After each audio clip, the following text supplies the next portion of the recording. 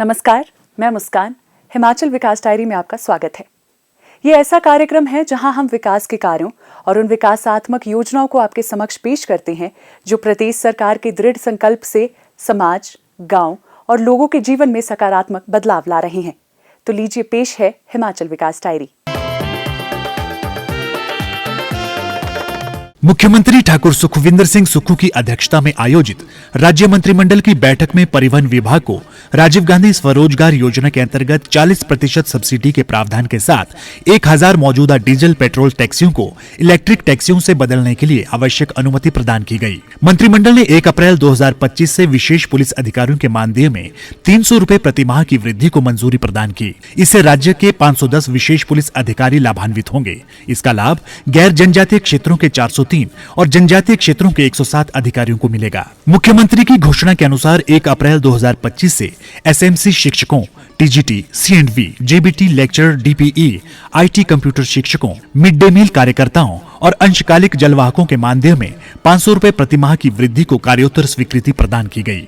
राज्य में प्राकृतिक खेती खुशहाल किसान योजना और हिमाचल प्रदेश फसल विविधीकरण परियोजना जायका चरण 2 के कार्यान्वयन और कुशल निगरानी प्रणाली को सुव्यवस्थित करने के प्रस्ताव को मंजूरी दी गई। मंत्रिमंडल ने डायरेक्टरेट ऑफ रिक्रूटमेंट के अंतर्गत कनिष्ठ कार्यालय सहायक आईटी के लिए एक अलग और विशिष्ट राज्य संवर्ग बनाने को मंजूरी दी, जिसके लिए पहले चरण में जॉब ट्रेनिंग के रूप में 300 पद सृजित किए जाएंगे। नाहन मेडिकल कॉलेज के विस्तार के लिए नवचयनित भूमि पर निर्माण कार्य को मंजूरी प्रदान। मंत्रिमंडल ने आईजीएमसी शिमला के सुपर स्पेशलिटी विभागों डॉक्टर राजेंद्र प्रसाद राजकीय चिकित्सा महाविद्यालय टांडा, श्री लाल बहादुर शास्त्री राजकीय चिकित्सा महाविद्यालय नेरचौक और डॉक्टर राधाकृष्णन राजकीय चिकित्सा महाविद्यालय से सहायक प्रोफेसर के 32 नए पदों को चिकित्सा शिक्षा निदेशालय के तहत इमरजेंसी मेडिसिन विभाग में स्थानांतरित करने के स्वास्थ्य विभाग के प्रस्ताव को मंजूरी प्रदान की।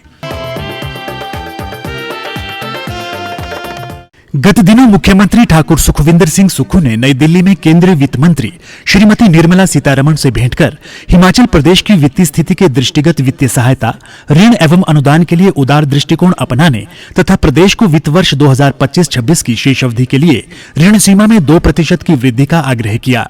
मुख्यमंत्री ने कहा कि प्रदेश सरकार के सतत प्रयासों से हालांकि राज्य के राजस्व में वृद्धि हो रही है, लेकिन राजस्व घाटा अनुदान में नियमित कमी तथा पिछले 3 वर्षों से प्राकृतिक आपदाओं के कारण हुए नुकसान के दृष्टिगत हिमाचल की वित्तीय स्थिति पर अत्यंत नकारात्मक प्रभाव पड़ा है। मुख्यमंत्री ने कहा कि 15वें वित्त आयोग की अवधि में प्रदेश के राजस्व घाटा अनुदान में कमी आई है।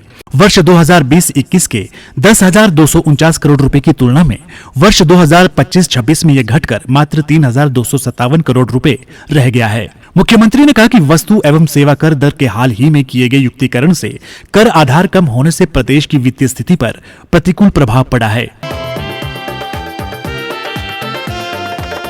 मुख्यमंत्री ठाकुर सुखविंदर सिंह सुक्खू ने शिमला में हिमाचल प्रदेश मानव विकास प्रतिवेदन 2025 Himachal Pradesh human development report का विमोचन किया। इस अवसर पर मुख्यमंत्री ने कहा कि ये दस्तावेज प्रदेश की प्रगति, दृढ़ता और जनता की आकांक्षाओं को दर्शाता है। ये प्रतिवेदन प्रदेश की कठिन भौगोलिक परिस्थितियों और जलवायु चुनौतियों के बावजूद यहाँ के निवासियों की दृढ़ इच्छा शक्ति और मेहनत के बल पर अनुकरणीय विकास गाथा को प्रस्तुत करता है। मुख्यमंत्री ने कहा, आज जलवायु परिवर्तन भविष्य की चिंता का विषय न होकर वर्तमान की गंभीर समस्या बनकर उभरा है और यदि इस समस्या का स्थायी समाधान तुरंत नहीं खोजा गया तो इसके गंभीर परिणाम हमें और भावी पीढ़ी को झेलने होंगे। हालांकि हिमाचल प्रदेश हमेशा पर्यावरण हितैषी विकास का आधार पक्षधर रहा है और हमने सतत विकास प्रणाली को अपनाया है।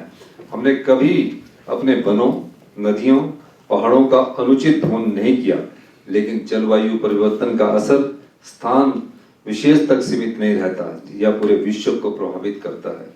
हमारी सरकार दृढ़ विश्वास रखती है, विकास कभी भी प्रकृति के अनुचित दोहन पर आधारित नहीं होना चाहिए। हमारा मानना है कि विकास ऐसा हो जो नागरिक के जीवन स्तर को ऊंचा उठाए और हिमालय की सुंदरता को बनाए रखे। मुख्यमंत्री के दूरदर्शी नेतृत्व में वर्तमान सरकार के बहुआयामी प्रयासों से हिमाचल राष्ट्रीय स्तर के सूचकांकों में बेहतरीन प्रदर्शन कर रहा है।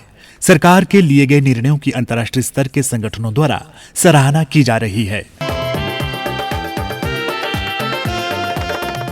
11 वर्ष के अंतराल के बाद गत दिनों शिमला में मुख्यमंत्री ठाकुर सुखविंदर सिंह सुक्खू की अध्यक्षता में नागरिक अधिकार संरक्षण अधिनियम 1995 तथा अनुसूचित जाति एवं अनुसूचित जनजाति अधिनियम 1889 के अंतर्गत गठित राज्य स्तरीय सतर्कता एवं निगरानी समिति की बैठक आयोजित की गई। बैठक में विभिन्न विषयों पर विस्तार पूर्वक चर्चा हुई तथा समिति के सदस्यों ने अपने सुझाव प्रस्तुत किए।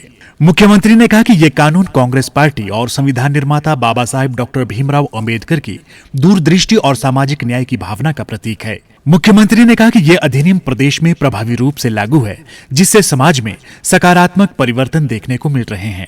उन्होंने कहा, हिमाचल प्रदेश ने एट्रोसिटी एक्ट के अनुसार उससे ज्यादा तरक्की कर ली। इंसान जब पैदा होता है और इस समाज में जब आता है, ना तो उसकी जाति होती है ना तो कोई धर्म होता है। पैदा होने के बाद उसको जाति भी मिल जाती है और धर्म भी मिल जाता है। कई सालों से एक ऐसी संस्कृति ने जन्म दिया जहाँ जाति प्रथा आई, धर्मवाद आया, लेकिन धीरे धीरे इसमें परिवर्तन हो रहा है। तो राइट चीज है, उसको राइट चीज मिलनी चाहिए, मेरा ये मानना है। जहाँ एट्रोसिटी होती है, जहाँ भेदभाव होता है, जहाँ छुआछूत होती है, वहाँ उसके खिलाफ हमारी सरकार सख्त कार्रवाई करती है और करेगी।